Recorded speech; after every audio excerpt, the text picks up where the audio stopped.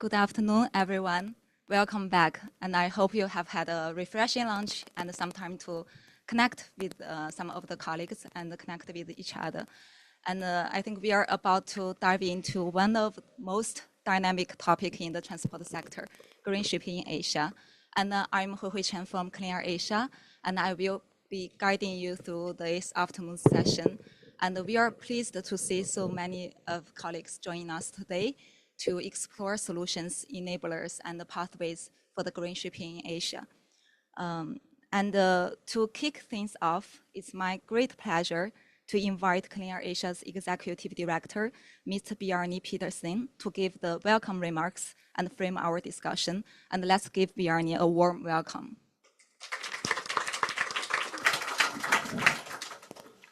Thank you, Hui. Apologies for sitting down. I've been standing up too much over the last 1.5 days. I will make sure that you can hear me. Again, I want to reiterate what we would say. I'm really looking forward to this session. Unfortunately, I have to do my apologies and go and do some media. I'll see if I can come back and join you at the end. It's a really exciting topic, witnessed by the fact that after lunch and straight at 1:30, the room's already full. So, good afternoon, everyone. It's a real pleasure to reconvene with many of you at this flagship gathering. And today we have to turn our attention to a sector that is both critical but often underestimated, at least in my opinion, namely shipping. We designed this session not just to diagnose the problem, but moving beyond the problem and focus on practical solutions and the support needed to accelerate change and actually overcome the challenges to implement those practical solutions. So we need to look beyond urban centers and consider regional and sectoral sources of air pollution if we want to deal with air pollution and climate broadly. And green shipping is a vital piece of that broader clean air and climate agenda, and one that we would hope to deal with in a candid and constructive way in today's session. So, if I look, I think we're on page 3 now, slides. So, shipping, an overlooked polluter and health burden. International shipping contributes 13% of global NOx, 12% of NOx 112, roughly 3% of global greenhouse gas emissions, and the numbers are rising. Even more concerning, can you hear me now? Okay. Even more concerning are the health impacts. 14,500 to 37,000 premature deaths every year in East Asia alone linked to shipping-related pollution. So that makes it clear, I hope for all, that shipping cannot be left out of our air quality and climate solutions. So Asia, in also adversely, Asia is uniquely positioned to lead the global green shipping transition. The majority of the world's busiest container ports are located in Asia. A significant share of global container port calls and interregional trade happens within the region. And these figures highlight both our responsibility and, of course, a big opportunity. The decisions we make here in Asia will shape the future, in reality, of global maritime decarbonization. Yes, green transition in shipping is complex. We all do know that. It involves new fuels, it involves new infrastructure, it involves new regulations, and it involves new financial models. But, and I want to reiterate that, it is also a transformational opportunity, and one where Asia is and can be in the center of that transformation. A successful transition can improve air quality and public health, support climate and energy goals, strengthen regional cooperation, and create new clean energy industries and jobs. It's a win-win-win-win. That's a quadruple win. It can also enhance competitiveness of Asian ports and maritime industries, and lead to a increasingly decarbonized global economy. In short, this is not only an environmental imperative, it's a strategic economic opportunity.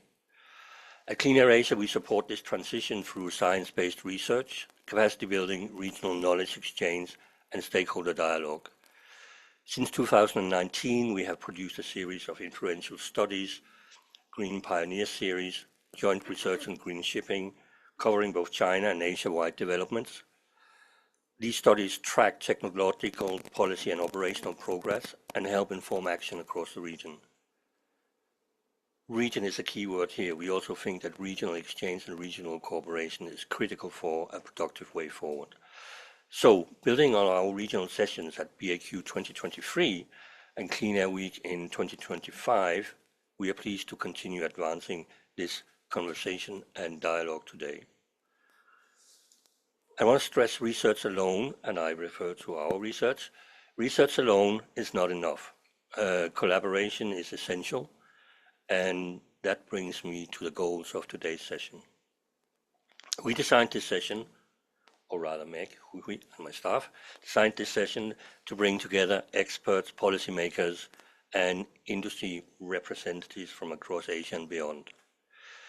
Together, I hope you'll be able to identify practical pathways for green shipping, clarify the key enablers that can unlock progress.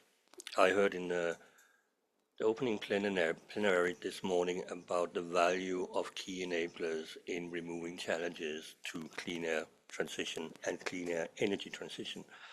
So, clarify the enablers that can unlock progress and strengthen regional dialogue to accelerate collective action. If we succeed, this session will not end as a conversation alone, but it will hopefully be a catalyst for deeper cooperation and, most importantly, scalable implementation.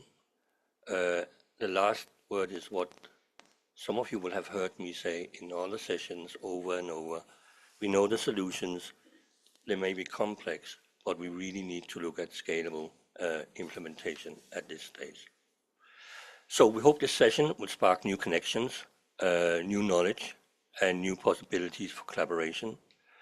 And I hope you will have an engaging and constructive discussion.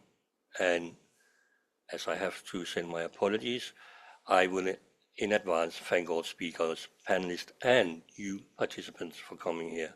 And I hope together you will help us and yourself chart a cleaner, healthier, and more sustainable maritime future in Asia.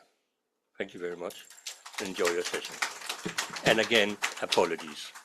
Thank you very much, Bjarni, for that energizing framing. And I think it really highlights why we need solutions, collaboration, and innovative thinking if we are to achieve deep emission reduction from maritime sector.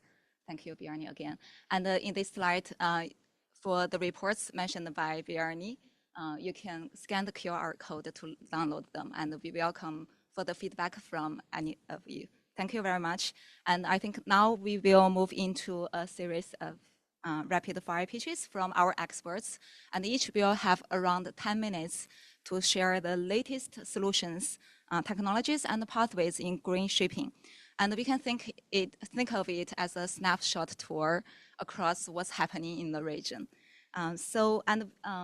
We will save the question and answers section after the rapid fire pitches. And first, my colleague Mac will kick us off by walking us through the landscape of green shipping in Southeast Asia, highlighting both the opportunities and the challenges that stakeholders face. And Meg currently works as the Sustainable Transport Lead for Clean Air Asia, and she has worked in urban development as an architect and in the transport sector since 2017 as part of the Department of Transportation in the Philippines. So please join me in welcoming Ms. Meg Adonis.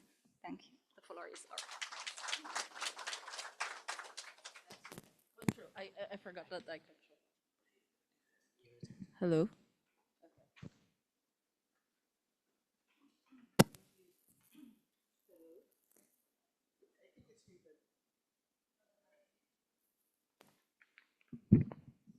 Would you like to use this one?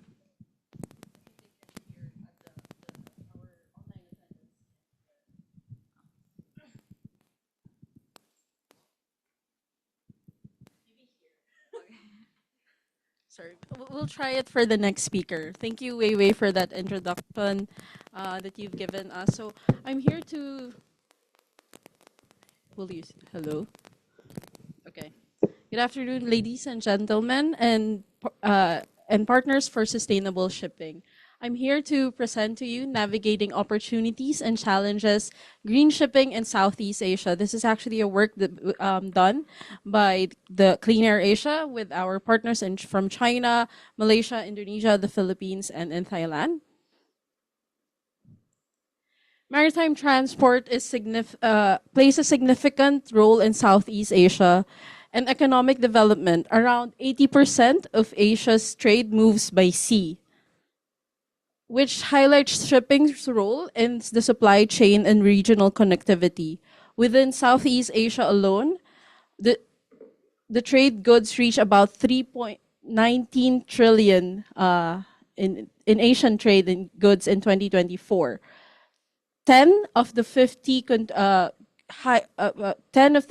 highest container throughputs are located in Asia, 4 of which was part of our study, which is Port Klang in Malaysia, Lam Chabang Port in Thailand, Tanjung Priok Port in Indonesia, and the Port of Manila in the Philippines. As maritime activity continues to grow across the region, it also brings increasing environmental impacts. Today, shipping accounts for around 3% of global dioxide emissions.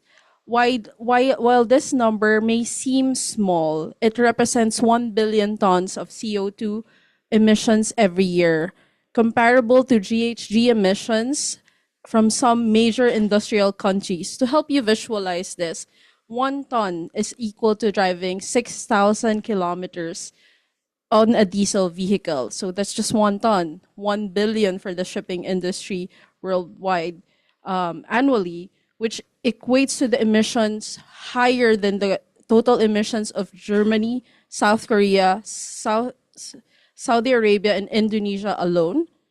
So individual countries, the shipping has higher emissions than these countries.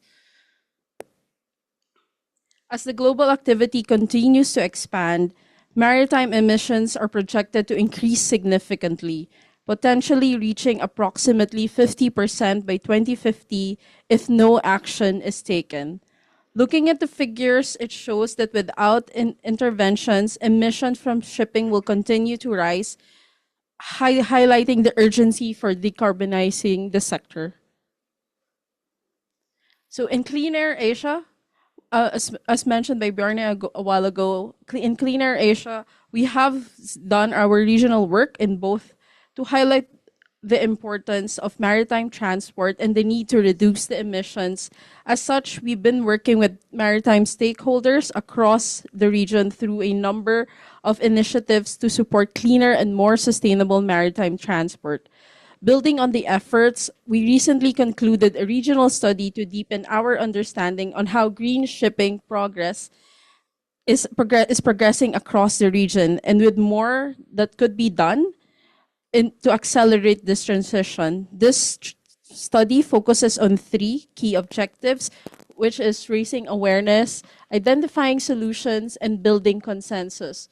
We work with policies, implementation, and stakeholder insights through consultation, site visits, and we have shared the results of this, or the preliminary results of this, through our regional exchange during Clean Air Week. To highlight this from our study, 3 key focus are driving the transition to green shipping in Southeast Asia. First is national policy. National policy mandates are increasingly shaping the direction of the sectorals. Several countries in Southeast Asia are introducing green ports and green shipping initiatives, strengthening their net zero commitments and nationally determined contributions, and exploring alternative development through national energy plans. Second, the international regulations are also accelerating the transition.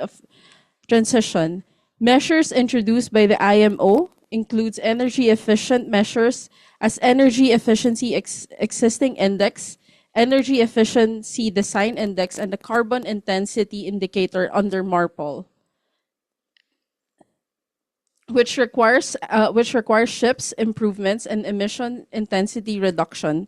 In addition, IMO's sulfur cap limits sulfur emissions from ships, at the same time regulating such fuel as EU maritime, are influencing fuel choices and operational practices across global shipping. Third, market pressures are becoming is an important driver. Large cargo owners and logistic companies are increasingly requesting lower carbon shipping options as part of their supply chain decarbonization commitments. This means that vessels are increasingly expected to demonstrate low carbon operations. In addition to, we are also seeing an increase in availability of green financing mechanisms to support the investments for cleaner maritime technologies. Looking at the developments across Southeast Asia, we can observe progress in several areas. In terms of policy and planning, several countries are beginning to integrate maritime decarbonization in their broader energy and climate strategies. For instance, Malaysia's National Energy Transition Roadmap, or the NETR, highlights the potential role of green fuels, aiming to increase low carbon penetration of around 40% by 2050. Similarly, countries are also exploring alternative fuel strategies. Within these strategies, we have noted the 3 strategies and roadmaps, namely Indonesia's National Hydrogen Strategy and the National Hydrogen Ammonia Roadmap, and Malaysia's Hydrogen Economy Technology Roadmap.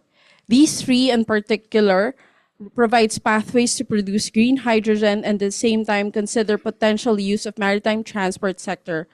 Policy measures to support the decarbonization through the onshore power supply, which is also available in Indonesia. Despite the encouraging development across the region, our study has identified several common challenges that continue to slow the transition towards green shipping in Southeast Asia. We have grouped the challenges to 4 main themes, which is policy and regulatory gaps, technology capacity and data gaps, infrastructure and fuel supply, and financing investments. For policy and regulation gaps, we observed that dedicated policies on shipping decarbonization remain limited. There is a lack of harmonized regulatory framework and certification standards across the sector. We note, and we will hear from our panelists later, that the position of the government or maritime is always at the later phases of decarbonization, especially of fuels. It is always on the 3rd or 4th phase before we see that maritime is included in the discussion. And we highlight this as a regulatory and policy gap. The technical capacity and data gaps remain a challenge. In many cases, there are limited baseline emission data. We highlight the importance of emission inventory, and our ports and our marine department partners have highlighted the importance of them knowing the baseline, where they are, the sources. This is not yet in place for most of our maritime ports and partners. Infrastructure and fuel challenges also remain significant. The production of green fuels such as hydrogen and ammonia are still costly. Shifting to alternatives will have significant economic impact on prices. Finally, financing and investment barriers continue to affect the transition of green shipping. Technology requires substantial capital, and stronger incentives on regional cooperations are needed to mobilize the financing scale-ups of solution. Addressing these challenges require coordination across several areas. It is important that we build capacity, enhance collaboration, and mobilize investments. policymakers and stakeholders need to be conscious in capacity building to better understand the emerging technologies and policy options, conducting feasibility studies on low carbon fuels. Sorry, I will wrap this up, sorry. Is important. So what does this mean for Southeast Asia? Major shipping routes and growing maritime activity means that the Southeast Asia will play a key role in shaping maritime decarbonization. Green shipping initiatives are already emerging across the region with policy and roadmaps and pilot initiatives. And strengthening technical capacity, enhancing regional cooperation, and mobilizing investments are key to advancing the green shipping in Southeast Asia. Thank you, everyone.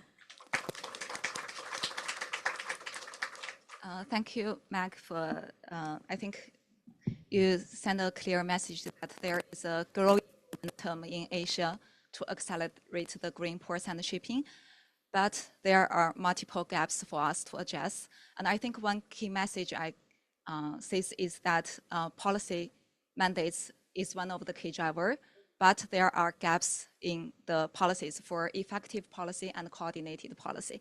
So next, Professor Liu Huan from Tsinghua University will tackle on this, provide insights into ship emission reduction potential under both domestic regulation and international cooperation. So Professor Liu's major research is to improve the understanding and the predictability of the contemporary atmospheric environment by coupling traffic, material flow, and the atmospheric system. Professor Liu, the floor is yours. Thank you. Thank you. It's a pleasure to see so many familiar faces and the new friends gathered here for what promises to be an enlightening session, the green shipping in Asia. So today I'm going to try to tour this story to everyone. It's about how the research could understand the policy's impact on the emission and also how this research could help transition happen. So I will use Hainan as a case to show this. And our previous study shows some figures here, like 70% of the shipping emissions actually occurred within 400 nautical miles of the coast.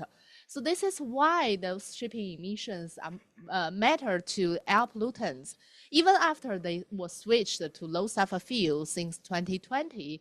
And also because of the low sulfur fuel switching, so the pollutants kind of changed to a warming direction with significant radiative forcing, but we have chance to make it changed. So the International Maritime Organization taking the lead to set up several measures listed there. So it's like they were hitting the gym and also going on a diet all at once for the shipping industry. And also there are some regional efforts, like EU included the shipping in its emission trading system. So it's like the global lead for that. And also we pay a lot of attention to the green shipping corridors. So that can be port to port or country to country. So that will be very powerful in future, we hope. And also China have several regulations to make the clean shipping happen. So I kind of categorize into 5 aspects, like EEDI, which is mandatory to all the ships large enough, and the tier, which is the engine regulation, complies with the IMO regulation. And also we have like shore power, so those vessels, they have this capacity, they need to use this shore power if they are at berth for more than 3 hours for coastal and 2 hours for the inland river. And also we have some other ways like the vapor recovery for VOC control and also the NZ alternative fuel provide. But I want to highlight here is the fuel sulfur limits.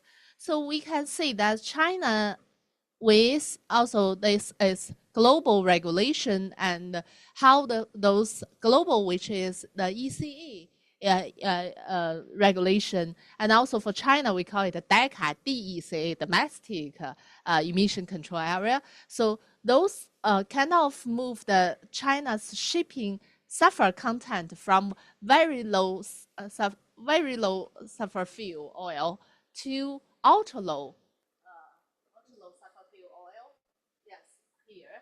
And also we can see that Hainan Island, which is here, so they are kind of a pioneer for this clean fuel projects movement. And on the other hand, Hainan is kind of like a bridge for China to Southeast Asia. So it has geographic advantage. And also this is the statistic of the cargo throughput. Although the absolute value is not so high, but we still see an increasing trend for Hainan in recent years. So the first thing we have done is we try to build up the tool, which is called SEIM, SEIM model, to kind of provide a dynamic emission inventory. So we can calculate 9 different pollutants for global, for regional, and for port, and also for different targets. So we can understand the emission structure of the shipping. So use this same tool we calculated for Hainan. If we consider Hainan coastal area and we compare that with the China coastal area, we will say, okay, in Hainan water, we see more old vessels, and also most of the vessels, they were registered out of the region. So this is why only the Hainan itself, they cannot make the change happen. And this distribution shows that actually, if we consider only 12 nautical miles, which is usually considered by a port city or region to be as the control zone, that's not enough. We see quite a lot of the trajectories are outside of the 12 nautical miles, especially when they started to control the ultra low sulfur fuel. You see a lot of ships, they try to tour outside the 12 nautical miles. So that means we need the regional cooperation. And but Hainan also facing the challenge. Although the air quality is already the best in China, you see the particles are under 15, so very low there. But they still have a very ambitious target for 2030. So they want 10 to 2030. And we calculated, okay, the shipping's contribution actually about 3 microgram per cubic meter. So that's exactly the gap from what right now to. So we try to convince the government, okay, shipping very important for the clean air goal. And then we use this group of charts to show the government what's the impact from both the international regulations and also domestic regulation. So if we see the bottom change since 2019 to 2022, the change is mainly by the international regulation. But here, if we take a look at the different bars with different colors, so that means we kind of divided the domestic emission control effects. So the gray is without, but the green is with the domestic policy. So that can help us reduce sulfur dioxide and particles very significantly, but not NOx. And then we raise another worry. We worried about how about if Thailand do not have enough ultra low sulfur fuel as a supply? That's what we heard when we're doing this survey. Actually, they think the ultra low sulfur fuel is a burden to the government, not a chance to the government. So if they do not provide enough ultra low sulfur fuel, then we see the benefit would gone, totally gone. So it's the gap by the red color in the bar. So then we want to say, okay, right now it's a crisis because they may not have sufficient clean fuels at port. But in Chinese, the crisis always goes together with opportunities. So it could be an opportunity for what? For building a clean energy hub. Why Hainan could do this? I think 2 advantages. The first one is Hainan is designed as the free trade port in China, and the customer closure on last December. So that means tariff policy is very good for the clean fuel. And also another side, Hainan has installed clean energy generation capacity already exceeded 85%. So they have this clean energy. But if it only turns to the power, it may not allowed to go to the power network. So we need to link them together. So here we use another tool. We build is voicing, and we design 3 kinds of voyages. Type 1 is voyages only within Hainan, so that Hainan government can have very strong influence on those voyages. And the second one is only one of the origin or destination is in Hainan, and the other side is outside. And the third one is neither of the OD is in Hainan, but their trajectory pass through waters within 200 nautical miles. So that's a very large range. And then we calculate type 1 and 2. Here shows the emission structure of those type of voyages.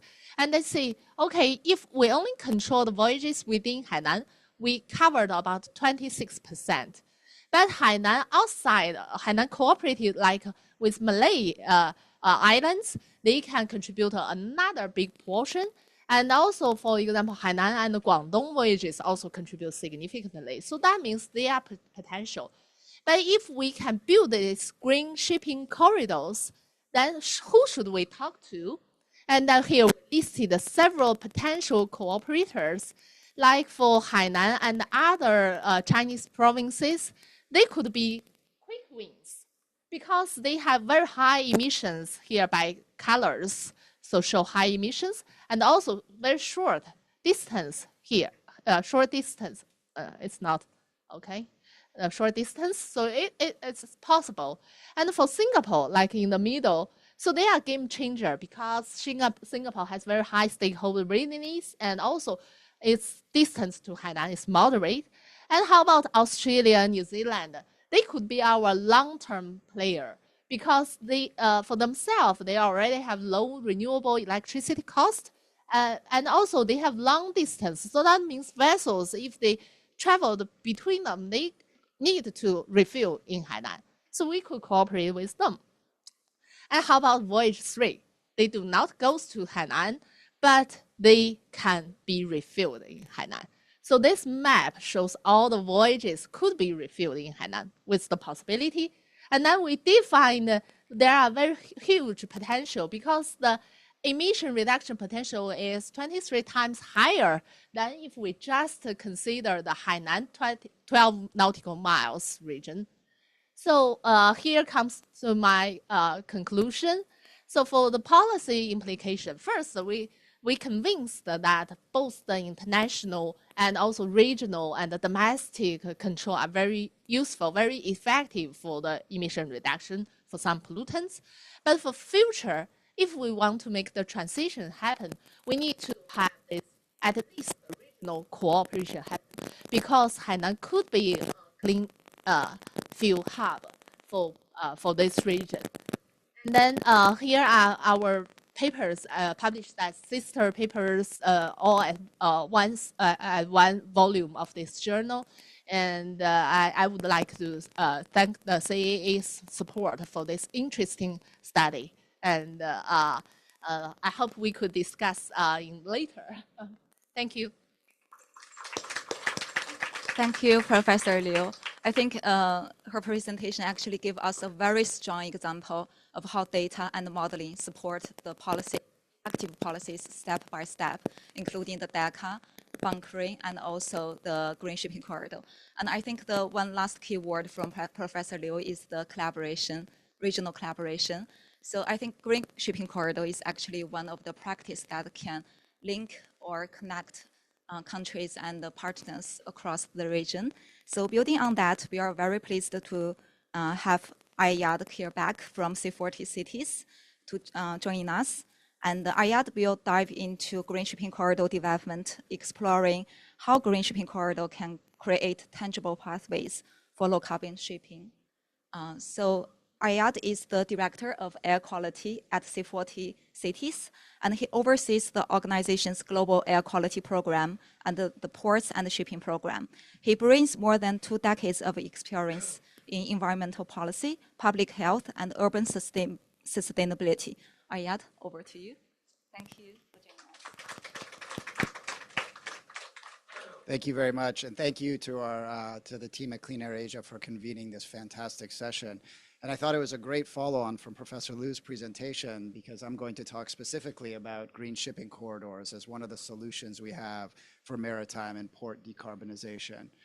We believe at C40 that shipping corridors are really one of the key enablers to the shipping transition and an opportunity to really test solutions that can be scaled to other parts of the world. And we started working really on green shipping corridor development as an organization at C40 in that collaboration and partnerships are really central to what our organization does. We're built on an idea of cities working together to solve climate and clean air solutions, and green shipping corridors are one great example of how to bring all of the relevant stakeholders into the room. So I think probably most of this room knows what a green shipping corridor is, but how we tend to define it is that it's a voluntary international partnership across the shipping value chain that involves ports, shipping lines, cargo owners, government departments, and range of additional actors that are necessary to pull in the same direction around the green shipping transition. And our goal is to catalyze the technical, commercial, and regulatory feasibility of zero-emission shipping on individual corridors among trading partners. We believe they're important. There's now, oh yeah, sorry, thank you. So most recent estimates, there's about 84 green shipping corridors around the world, and that they're critical enablers of shipping decarbonization and serve as an inspiration to other projects around the world, and can be a tangible example of successful multi-level cross-value chain collaboration with cities and ports playing an important role in enabling the transition. They can also act as a catalyst for the shipping transition by helping scale the deployment of zero-emission ships and the uptake of zero-emission fuels. We started working on green shipping corridors at C40, really driven at the time by our chair, who was the mayor of Los Angeles. So as many people may know, the Port of Los Angeles is the biggest port in the United States and a major economic hub for the country. And the mayor at the time very much wanted to think about how he can use his leverage and his port to help decarbonize supply chains around the world. And at the time, the Port of Los Angeles and the Port of Shanghai had had a long environmental agreement around clean air action between the two ports and MOUs of cooperation around the two ports. So it was a natural first step for us to try to look at how we can build out a partnership. It's also one of the busiest shipping corridors on the world, driving a huge amount of trade between these two countries. And we felt if we can demonstrate action on this corridor, then we can show what's possible even on some of the biggest and most complex areas. We then started working with the Port of Singapore and developing a green and digital corridor between Los Angeles and Singapore. And most recently, just announced in September last year at the North Bund Forum in Shanghai, a partnership between the Port of Shanghai and the Port of Melbourne. So the Los Angeles Long Beach corridor is really a first of its kind that's designed to bring together a wide range of partners, including the Port of LA, Port of Long Beach, and the Port of Shanghai, and convened by our organization, C40 Cities, a range of shipping partners, including CMA CGM, Costco, Maersk, City of LA, Evergreen Line, and ONE, as well as the Shanghai International Ports Group, CCS, the China Classification Society, and a knowledge partner through MTCC. And we've already made quite a bit of progress since launching this corridor about 3 years ago.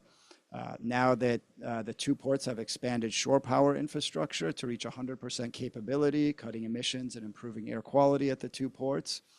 There's now more than 47,000 tons of green methanol being bunkered at the Port of Shanghai. And we just commissioned a clean fuel study for LA and Long Beach to prepare for a methanol pilot project. We issued an RFI on methanol bunkering. Obviously, this is a big barrier in California around how do we bunker methanol and bunker new types of fuels at the port. And we're hoping to start a pilot project soon on bunkering in LA. And in 2024, the first green methanol container ship run by Maersk completed its voyage on the corridor, which was a big milestone for this corridor. The LA Long Beach Singapore corridor is focused on low and zero emission fuels, as well as the digital tools to support efficiency and decarbonization. We recently launched the 4 work streams of this corridor and of this partnership. and includes facilitating the adoption of infrastructure and development of infrastructure for future maritime fuels, a digital work stream to provide new technology to improve supply chain efficiency and support decarbonization efforts, and collaboration on pilot projects to advance zero-emission technologies.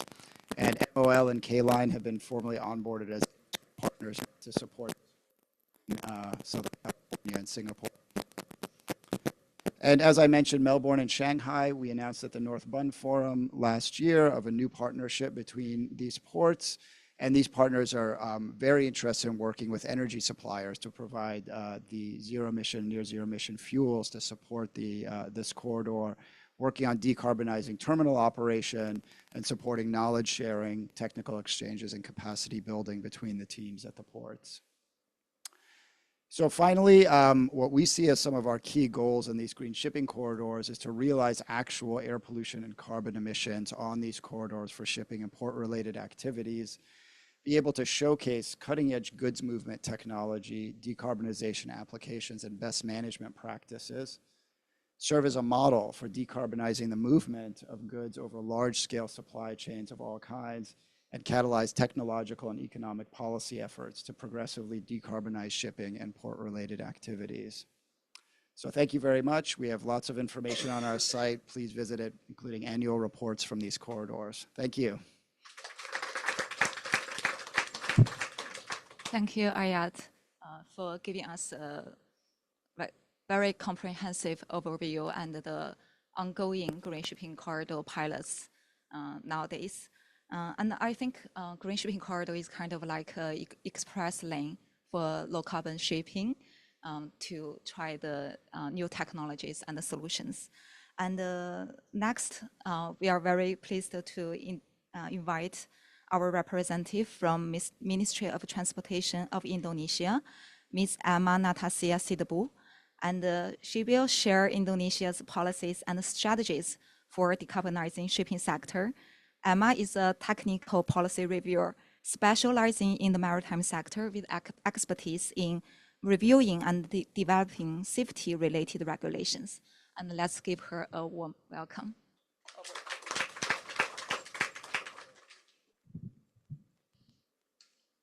Okay, good afternoon, ladies and gentlemen. Here I will presentation about Indonesia policy road to net zero emission. Okay, we can see the video together first.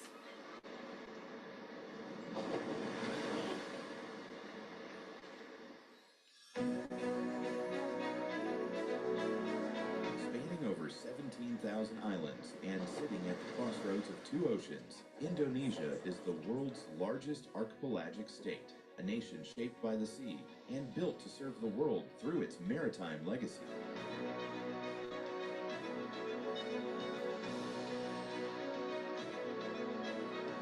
Strategically located between the Pacific and Indian Oceans, Indonesia is a vital maritime gateway for international trade.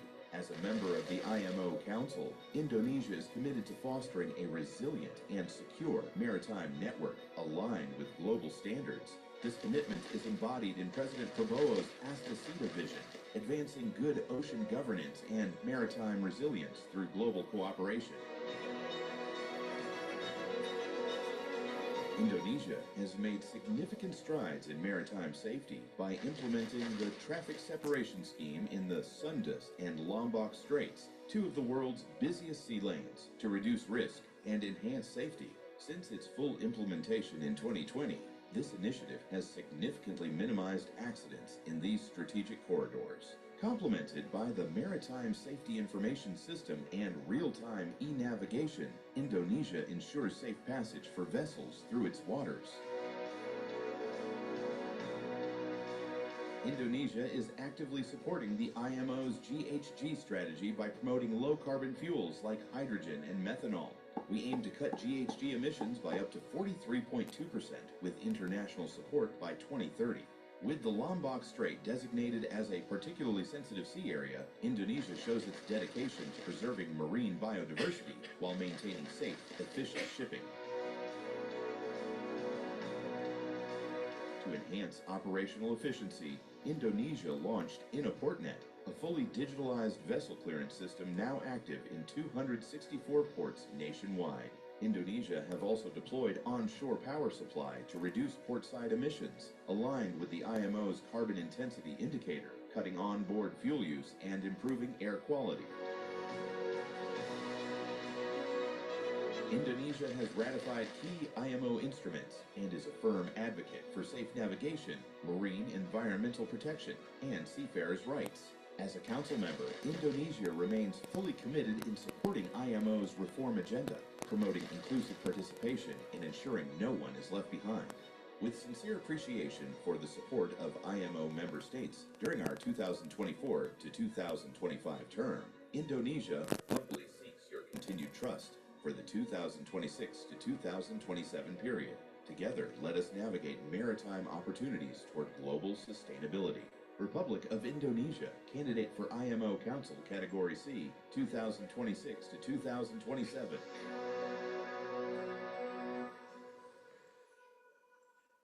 Thank you.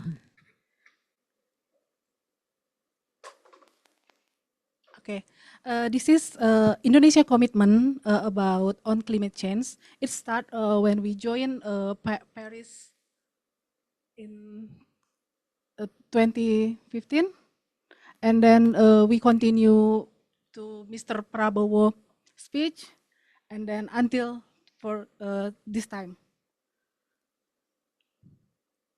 This is our commitment from ministry degree, and then this is about national reduction roadmap.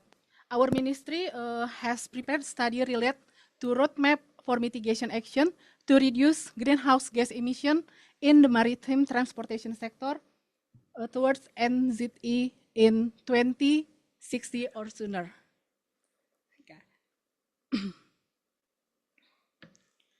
Okay, this is about, I think this is I skip. Okay, in Indonesia, we only have our port with the first green port in Indonesia is in Teluk Lamong. In almost they are use energy saving, and it's so good, and it will be continue to the other port. And then this is our sample about 3 ships for reduce GHG emission. We start from Transkoraja Wali. And then this is about the vessel owned by PLN, CNG carrier, the ship also operated with dual fuel diesel. Okay, we also follow about the MEPC, Maritime Environment Protection Committee, 83, comply with ZNZ fuel. Okay, before the they talk about they asked me to talk about the inland water transport in Indonesia. So this is our data about the river transportation in Indonesia. This is about the river, and this is in the lake. The data of lake Indonesia we use about ship transportation. So this is IWT, inland water transportation fleet number. This is the river vessel and lake vessel. The total almost so many. Okay. So we still have a program until 2050 about reporting ferries to hybrid electric and green hydrogen system for intersland ferries to achieve net zero emission.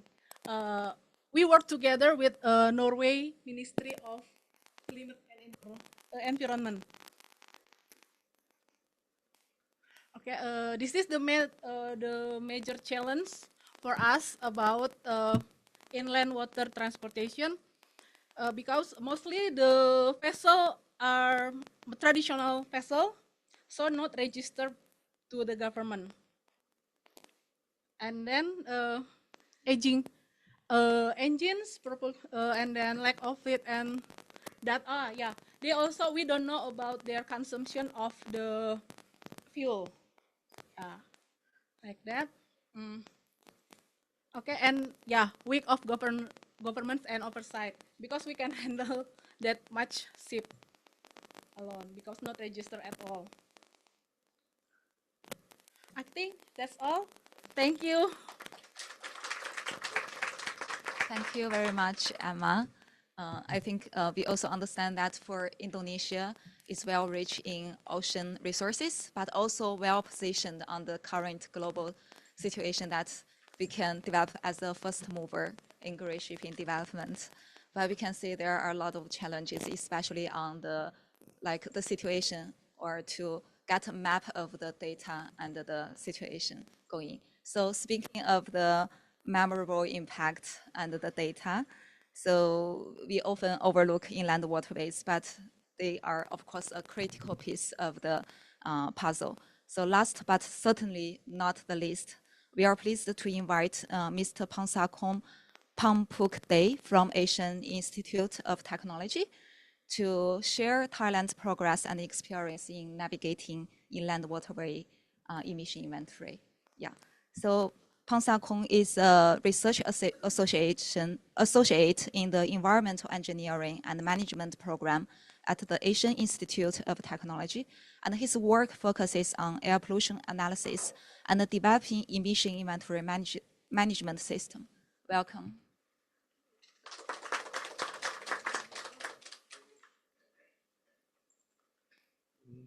Good afternoon, everyone.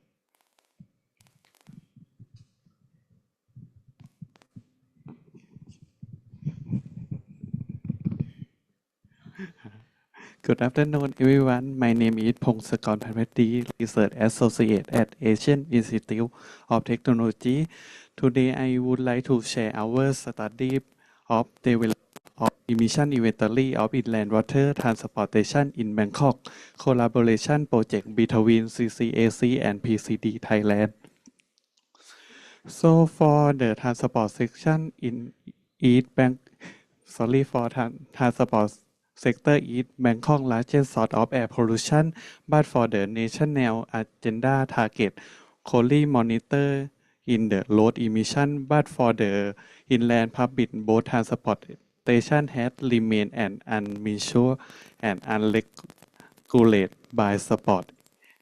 But its potential of high pollution releasing relate on the outdate of the engine missing from the major emission inventory. So to solve the Bangkok high PM concentration during the November until March, we need to understand the emission inventory of the of source in the Bangkok. So for in this study, we focus on the Chao Phraya River and San Sap Canal serve as the critical artery for the Bangkok daily commuter. He served around the 240 passenger trip daily in 2018, including the Khor River Ferry, Chao Phraya Express boat and San Sap Express boat. So for our framework or methodology, we start for gathering the data from the background information and also for the survey, and then we finalize the emission factor during the cruising condition in mean boat movement, and then we try to develop the idling factor from the on-road heavy duty vehicle, and then we finalize the emission factor during the boat parking and transfer passenger, and after that we calculate the emission inventory, and then we try to temporal and spatial distribution, and after that we try to compare the emission inventory from our study with other study. The last one we try to develop the scenario to reduce the PM 2.5 and other pollutant. So for the result that we found in the Chao Phraya River and San Sap, that both registered the three main both registered to the government, and we survey around the 170 survey in mainly of both, and we found that engine age over than the 16 year, it means that they use the technology of engine is the PU low and we need to change the engine, and also they run with the diesel with the 50 ppm sulfur content. And for the pollutant profile, we found that the PM 2.5 contribution main from the เจ้าพระยา express boat allow the 44% due to the long route allow the more than 30 kilometer. But for the CO contributor, we found that the Cod River ferry distribute the main allow the 35%, but it have the disproportionate impact for the short route due to their specific operation pattern, something like the day wait passenger go in the boat long time and then they move to the another side and wait passenger. For the hotspot area of emission release, we found that the area that high emission allow the major tourist route and mass transit transfer point. And for the time distribution, we found that the before working time and after working time, we see the peak of the emission releasing. In this study, they try to use the air modeling like the air model to distribute the PM 2.5 and see the effect area. We can see that the PM 2.5 cannot over the water, but it can deeper to the land. For example, the zone 1 up to 1 kilometer to the land, we can see that the PM 2.5 can release from the both allow the 1 to 4 microgram per cubic meter of PM 2.5, but for the zone 2, we can see that the lower concentration continue to expand deep into the city. So for the scenario development, we develop scenario. The first scenario is the high effort and maximum impact. If we can upgrade the PU engine to Euro 6 engine, plus the 10 ppm of the sulfur fuel, we can reduce the PM 2.5 around 100%. But for the scenarios who if we change generally the fuel from the 50 ppm to 10 ppm sulfur content, we can reduce the sulfur dioxide around 20%. And the last scenario, if we try to manage the passenger quickly go to in the boat, we can reduce the carbon monoxide around 40%. For the Bangkok waterway policy, we can separate into the 3 steps. Immediate action, we can need to manage the passenger come to the boat, and second one is the short term, we need to change the regulation for the fuel used in the boat, and the last one, we need to limiting the age of the engine allow on the water. Thank you. Thank you, Pastor Kong, for that. I think it is also another example to demonstrate that why emission inventory is one of the most important scientific foundation for policy intervention. So I think I'd like to thank all of our rapid fire presenters.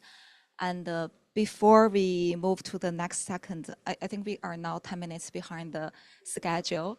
But yeah, I think I can open the floor for one quick questions and leave the questions. Yeah, for during the coffee break. And before we open the floor for the questions, I'd like to invite you to scan the QR code on the screen. I know we have so many QR codes, but it links to a brief survey where you can tell us what you see as the top priorities and challenges in green shipping today. So that can help us better frame our strategies, and we hope to look into the future collaboration opportunities with you all together. And if you have a question or a comment, please raise your hand, and when called upon, state your name and affiliation. So, okay, thank you. I see the gentleman in the back row. Yeah, can someone handle a microphone? Yeah, just one very quick.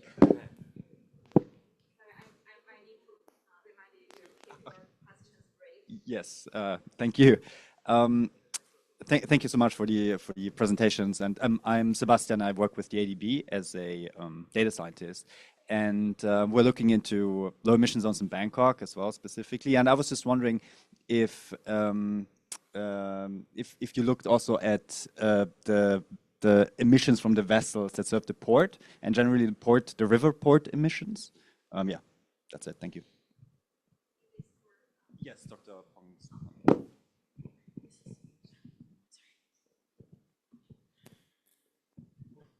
Sorry, if I understand your question correct, it means in this study we focus only the passenger boat, not focus on in the port.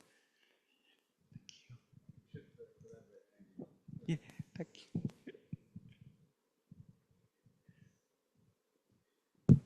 Okay, so sorry, I think we don't have too much time for the questions and answers, but please join me in thanking all our speakers. Oh, okay, yeah. I wrote my question, so I'm not too long. Okay. One thing I've been thinking about is whether there are lessons from MARPOL. It succeeded partially because enforcement was anchored in ports and port states, which made compliance unavoidable for commercial shipping. So how are these green shipping corridors similarly structured for enforcement points, if at all? Yeah, Ayad, would you like to take that question? Yeah. I mean, from what I've seen, they're primarily voluntary partnerships, and so the enforcement has to sit in sort of on either side in those countries. You know, we had been hoping through the IMO there would have been some efforts on the pricing and and creating the finance, which obviously hadn't happened last year, but could be the mechanism. Obviously, IMO is an example of how you could get that sort of more actual regulation and for the international shipping. Yeah. Thank you very much. So yeah, please feel free to connect with our presenters during the coffee break if you have additional questions. So thank you to all our rapid fire presenters. I think that also set a strong foundation for the following panel discussion. And now we will dive into the panel discussion, which will focus on the support that is truly needed. So I will hand over to Freda Fang from Climate Works Foundation, who will guide the discussions with our distinguished panelists. Please join me welcoming Ms. Freda Fang to lead this discussion. Great. Thank you so much. I'm actually very privileged today to be able to help moderate a very distinguished panel. So may I invite our panel speakers to take your seats, and then I will just introduce you afterwards. Yeah, Tom. Sorry. Yeah, please take your seats. Yes, please. Dr. Siti? Yes. Yes, in the interest of time. So, yeah.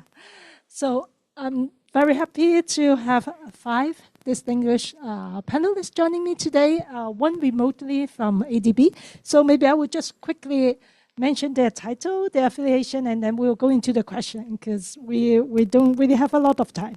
So we're very happy to have, first of all, Dr. Su over there. Yeah, from the Malaysia University of Science and Technology. And then next to her is Dr. Siti. She's from the Johor Port Authority. So we have a port authority joining us. And then we also have the government joining us, Mr. Tamisi from the Assistant Director Safety, Security and Environment Division of the Marine Department of Malaysia. Thank you for joining us. Then we also have a data guru, Tom Buckland from Nautica Group from the UK, also coming here to join us.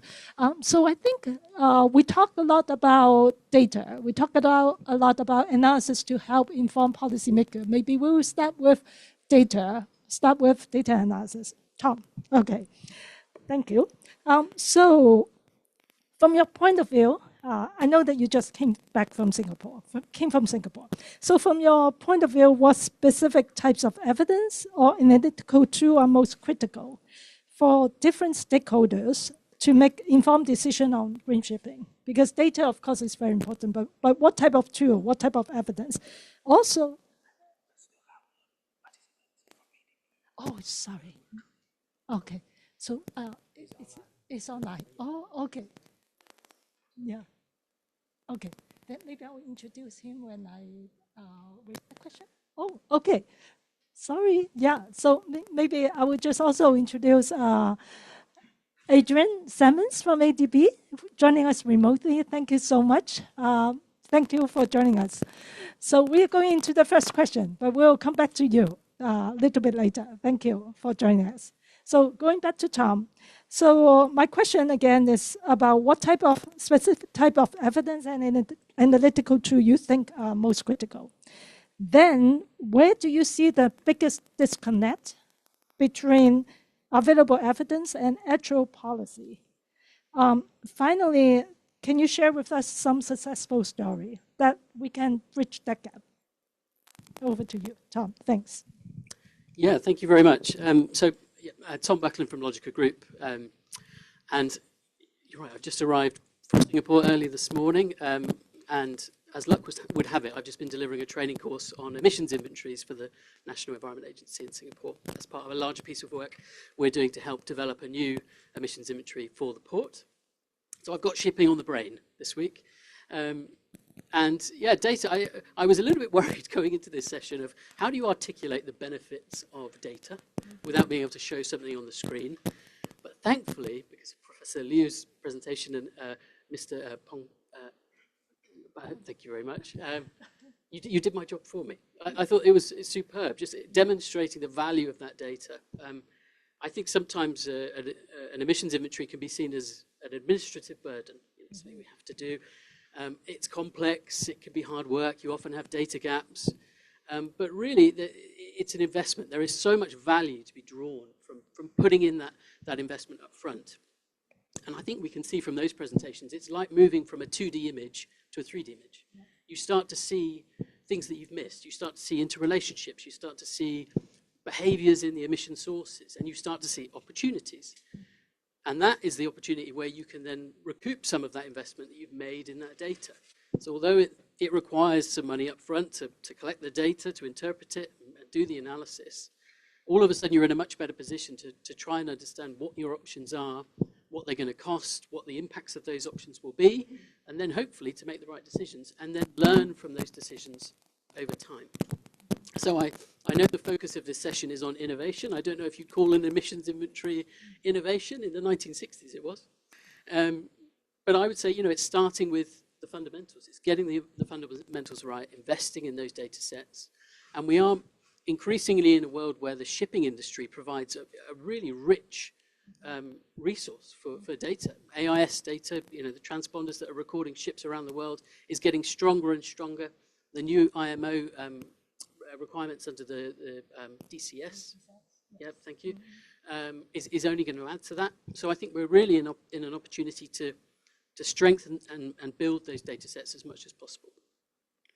And in terms of good news stories, well, I don't know if I have anything too specific, but if anything, I would take the examples we've seen today. That's a clear illustration of how that data has enabled perspective on the challenge, and then communicating that challenge in the right way. Excellent. Great. Thank you so much, Tom. Yeah, really excellent to have you explain a little bit more how we can actually better use data. And I think, as you mentioned, it helps us to prioritize, help the government, also the stakeholders to really build that support for them. Because I think, as we see from Professor Liu's presentation and also Bangkok's presentation, right, you actually can visually really see it. But then I think another thing is really after you implement the regulation, you can also then track it. You can also measure and then see, demonstrate that it is effective or not, right? With the map, with the spatial visualization, I think that is such a helpful tool. So with that, I think then we then go to a decision maker. Maybe may I invite Dr. Siti, from the port, Johor Port Authority. So if I have you to name one critical bottleneck holding back investment in green infrastructure, what would it be? Would it be long-term policy, clarity, cross-agency coordination, financing structure, or technology standards?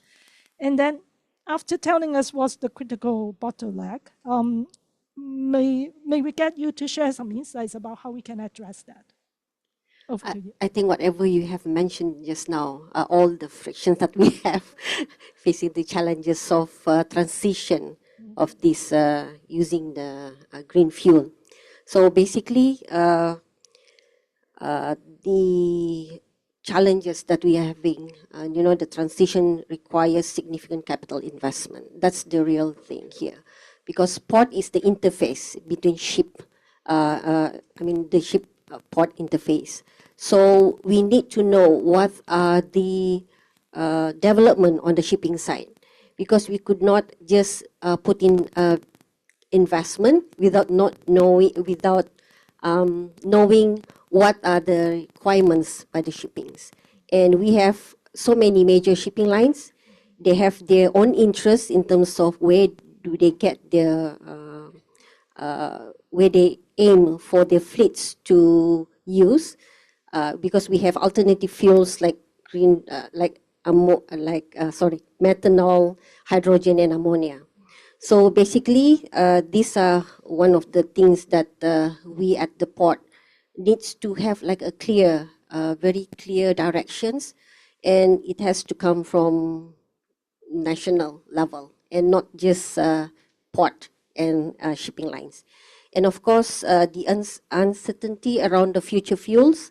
So basically, this time around is the industry is still currently exploring several pathways.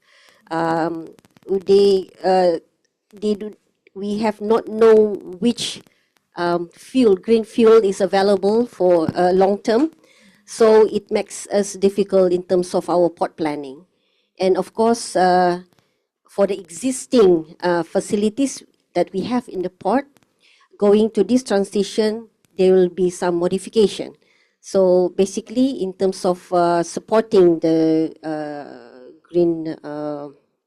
green shipping, the simplest thing we do is actually is not simple as simple, but of course to provide like a the cold ironing facilities, and that is not cheap. It is quite a big investment to do modification as well. Okay. And of course, ports operate within complex regulatory framework, and inconsistent policies across countries can also contribute to slow investment. So I think it is fair that towards this, net carbonation, towards the roadmap to net zero, we need to have like a overall policy in terms of, global policy towards this, not only on the shipping lines, but the whole ecosystem, like the ports and all other industries. Thank you. Thank you so much, Dr. Siti. You talk about government providing a policy direction. So I think it is a good segue for us to get to the third panelist. Yeah, if I may invite Dr. Tamisi. We have heard that Malaysia has already introduced a national energy transition roadmap. It's very exciting news. It set a very clear strategic ambition to transform the premier ports into greenfield bunkering hubs. So first of all, maybe could you share with us a little bit among all the different policy levers, whether it is regulatory measures, mandates, procurement preferences, pilot program, investment incentive, which one of those you think are the most feasible options in the Malaysian context? And then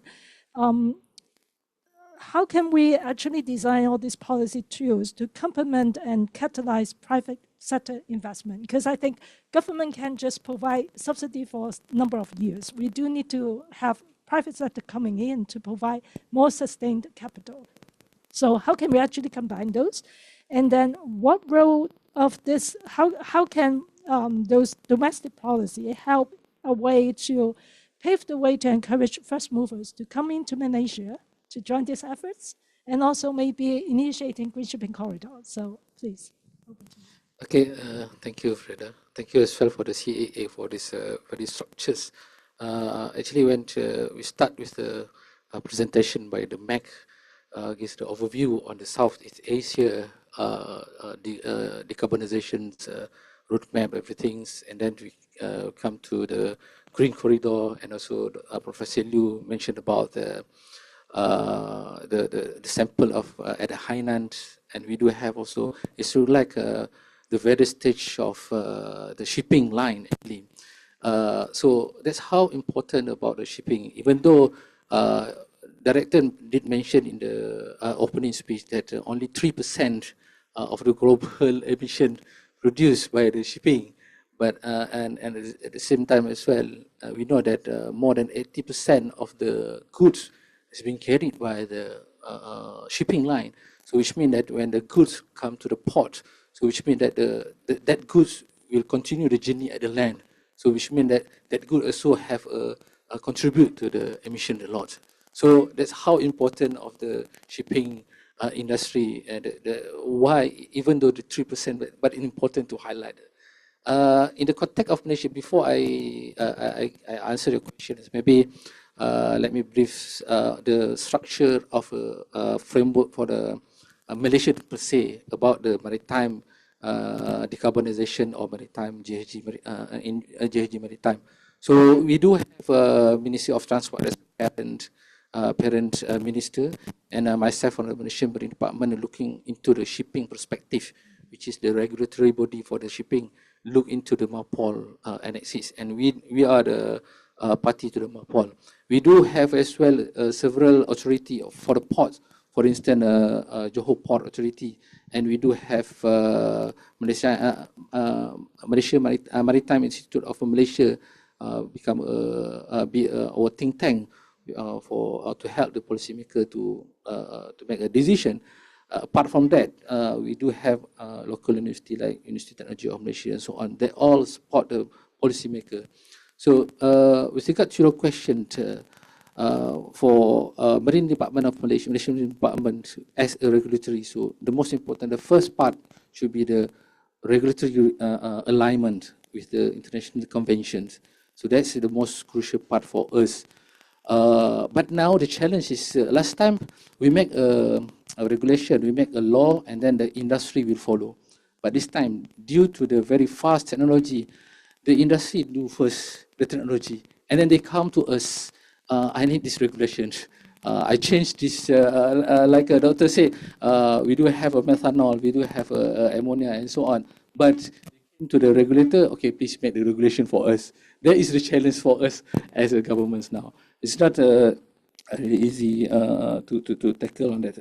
Okay, the second thing is the pilot project that you mentioned. As Malaysia is one of the partnering country to one of the IMO program, IMO Green Voyage 2050, which is the Indonesia as well be part of. I think this is an initiative that done, this project done by the IMO is highlighting the partnering country to look into the National Action Plan itself, the pilot project itself, and we do have a pilot. We already selected Port of Tanjung Pelepas become a pilot project for this program. So they are introducing the pilot and the pilot boat and the tugboat, green tugboat and pilot boat at the Port of Tanjung Pelepas. So that's how from the policy, from the regulatory, we look into the pilot project to see the operational of it. The next point is, of course, when you have a pilot at the port itself, the port infrastructure, as like Dr. mentioned, even though they have a challenge on the capital there, but the thing is, port and shipping is quite connected. So shipping industry, ship and port is really connected. And last but not least is public-private collaborations. So you have the policy, you have the regulation, but if you regulate, you are not designing the private sector.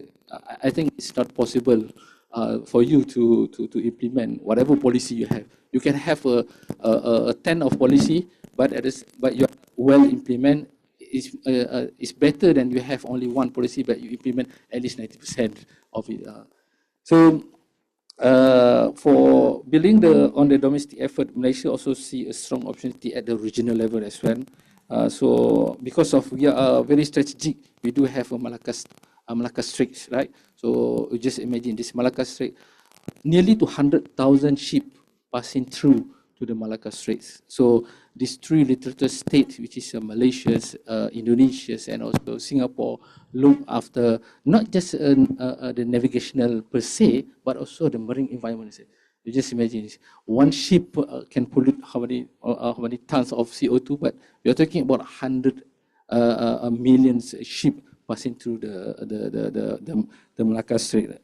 And I think last but not least, that maritime accommodation also, it's not a challenge. It's not a challenge that any single country can address alone, but actually it's a coordinated action. Coordinated action. The words that our MC just now mentioned, that it's a collaboration itself, is very powerful actually. So at first I keep it at the moment for that question.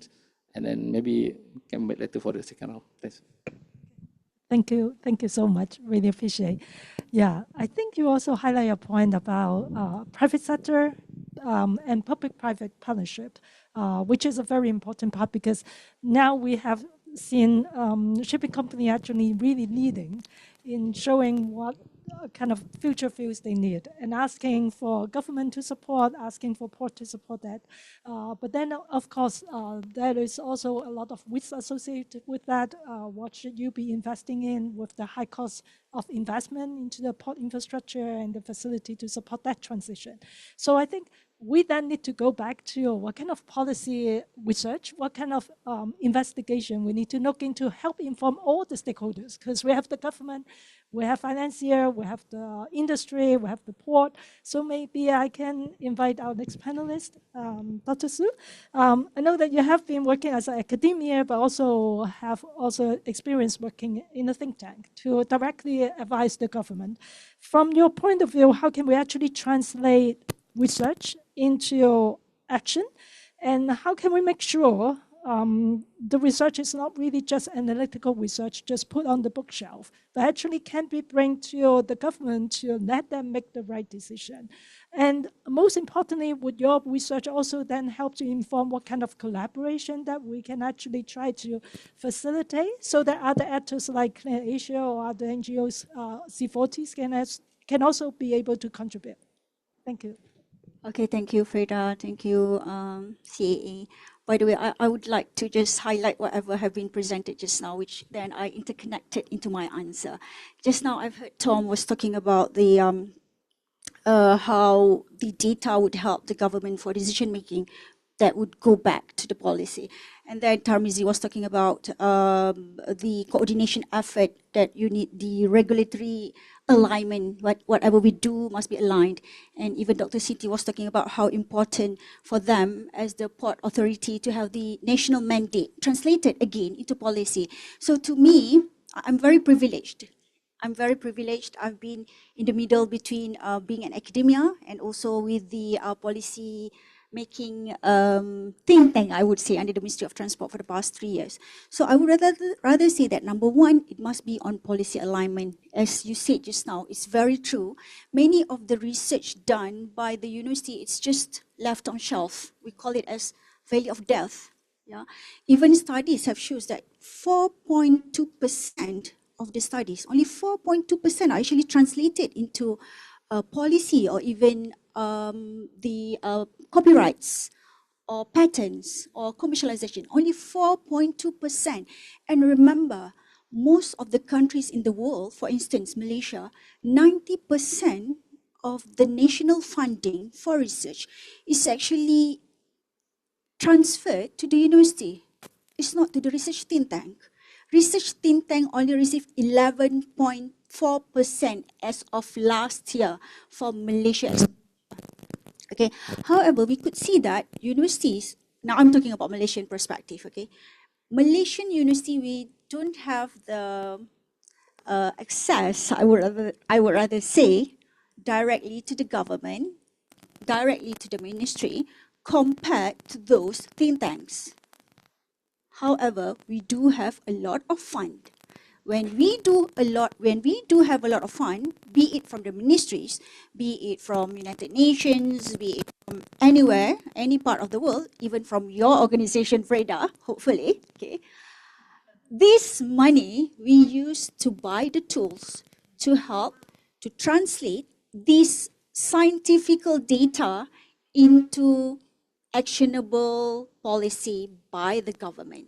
That's the most important thing. Because most of this, I'm so sorry, I don't really like this mic. It's so echoing. Otherwise, okay, I can just use this. Because, oh, okay, sorry for that. Because to me, as a government, they won't be reading a 30-page journal paper, would you?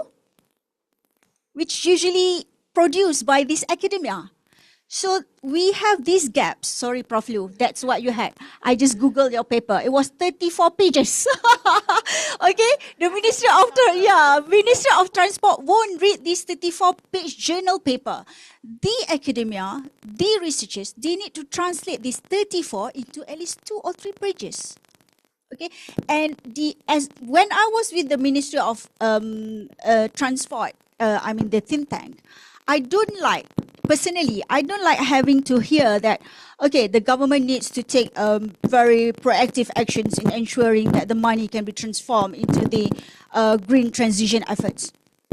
What are the efforts? You must be very precise. This is where you put in the dollar and cents in your policy recommendation, which should be done by the universities. You have the data, you have the tools, you have the money, the 90+% of funds that you get from all around the world. So you should be leveraged on that and ensuring that your research products, your research output is just not be death on the valley, but rather being actionable to be undertaken by the government. Thank you. Thank you. Thank you so much, Dr. Siti. I think it's a valuable insight. I think it is all a kind of better understanding about the needs, right? We cannot be just sitting in the ivory tower and work on our research without knowing the actual needs and without using the data.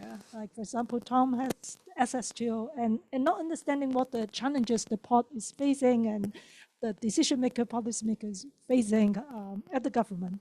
But of course, I think ultimately we need to make a good business case, as I mentioned.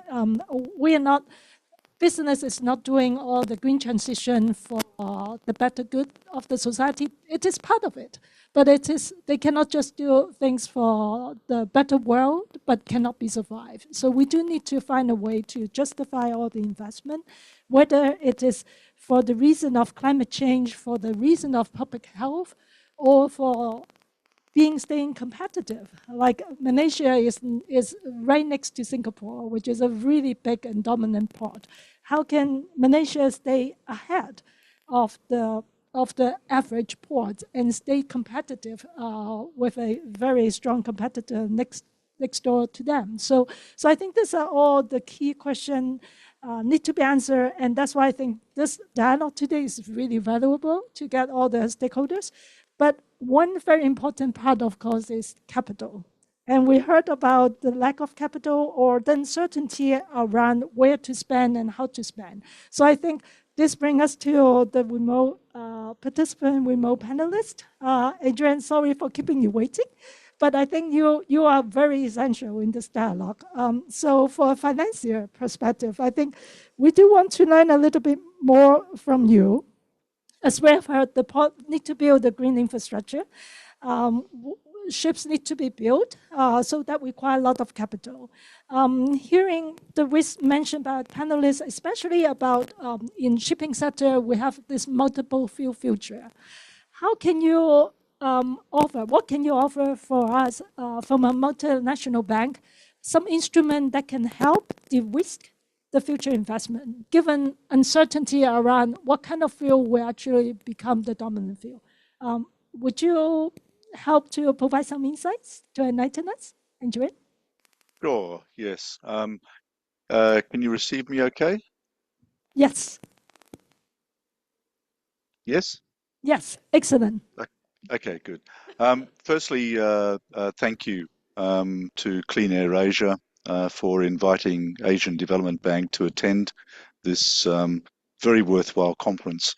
And just quickly, Asian Development Bank is a multinational development bank.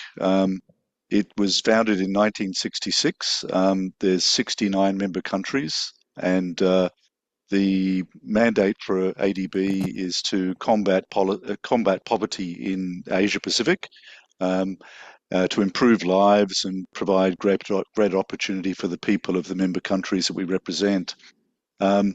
Just against that background and reflecting on the question, you're absolutely right that green ports, alternative fuels for maritime transport, clean shipping, they're capital intensive and risky, particularly in emerging markets. The role of the multilateral development banks like ADB is not to replace the private capital, but to absorb, act as a shock absorber against the risks in the market.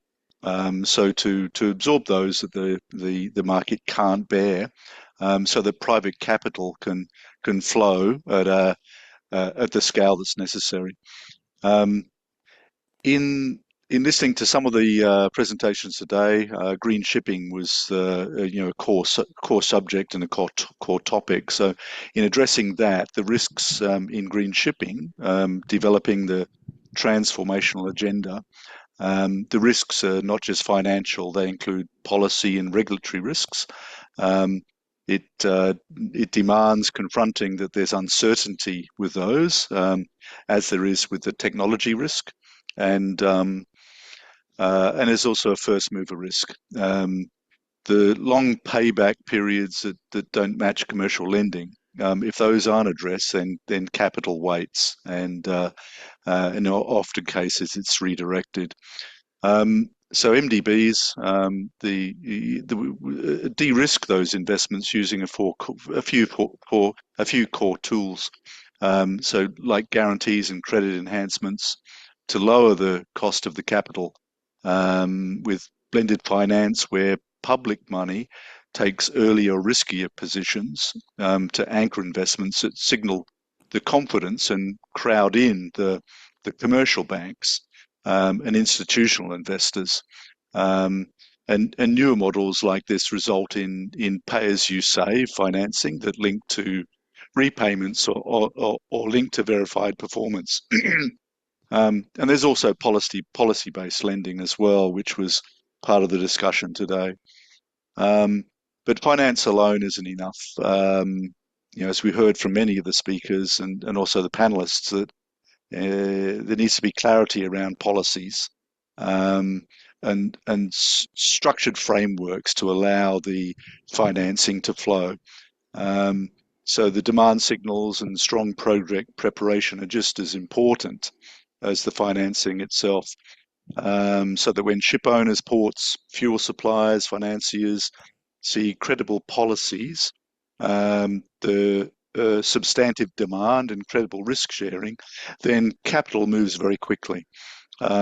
So in closing, ultimately, the shipping transition will be financed by the private sector, and the public finance succeeds where it's targeted and temporary and catalytic to make those changes. So thank you very much, and pass back to the MC. Thank you so much, Adrian. I think Adrian really highlighted a very important aspect that even ADB as a multilateral bank is not really providing all the funding needs. I think they're providing a platform, providing the tools to de-risk private capital investment into the field.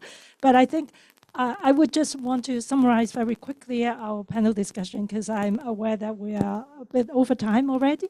But I do think, as we mentioned, that I think data actually helps, research helps us to paint the picture, right? What is the current state?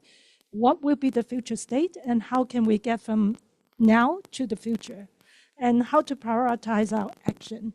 But I think ultimately the action would only be realized unless we have a very clear policy signal, a very strong political view, because I think we all understand currently IMO, the delay at the IMO is really causing a lot of uncertainty to the industry, but also other maritime stakeholders, because some shipping industry definitely are kind of holding back, want to see what will happen.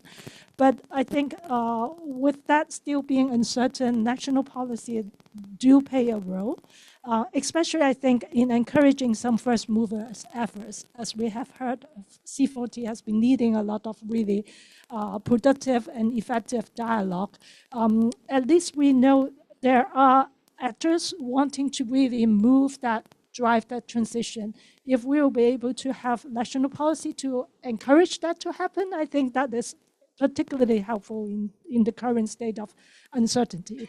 So with that, I just want to thank a lot our panelists, distinguished panelists, whether in the room or remotely, Adrian, for all your inputs and insights, for informing our discussion. I hope this is just a starting point for a dialogue so that we can bring this on in the future. Thank you so much.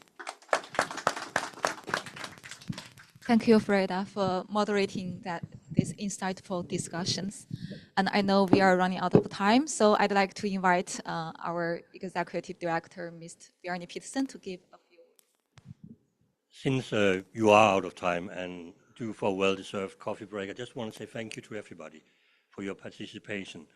I managed to catch the last bit, and it's fascinating. And green shipping is something that is close to my heart. And that also means that it's close to the heart of Clean Air Asia then. Therefore, I look forward to continue working with you all on the green shipping. It's a fascinating area and one where we think we can make real advancement. So on behalf of Clean Air Asia, thank you very much. Enjoy your coffee break. Thank you.